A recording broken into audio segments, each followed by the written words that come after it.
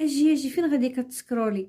اجي خدي فكره على الاثمنه ديال الخضر اللي كاينه في السوق الاسبوعي، باش ديك الساعه الا بغيتي تقضاي كتكون عندك فكره، كتقادي لا ليست ديالك وكتمشي عارفه شنو غادي تجيبي وعارفه الثمن. عندي هنايا لي زيبيناغ دايرين 4 دراهم، هاد الربيطه هادي 4 دراهم. البروكولي داير 25 درهم للكيلو، هنايا عندي اقل من الكيلو. الخرشف داير 10 دراهم. الكورجيت داير 10 دراهم للكيلو، خديت فيها غير هاد شويه. عندي هنايا بطاطا دايره 7 دراهم، تقدري تلقايها حتى ب6 دراهم، صراحه لقيتها منبته ما خديتهاش، ديال 5 دراهم، خديت هذه ديال 7 دراهم. عندي هنايا الكرافس خديت واحد شويه باش ندير الحريره، 2 دراهم ونص. قزبور درهم ونص. الشيبه داير درهم ونص، خليها لي بدرهم.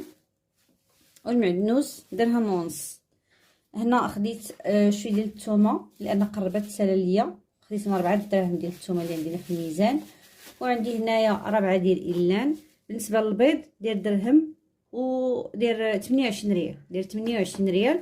انا خديتها غير 20 بيضه، ما خديتش البلاطو كامل، خديت 20 بيضه تحت باقل من 30 درهم، 560 ريال تقريبا.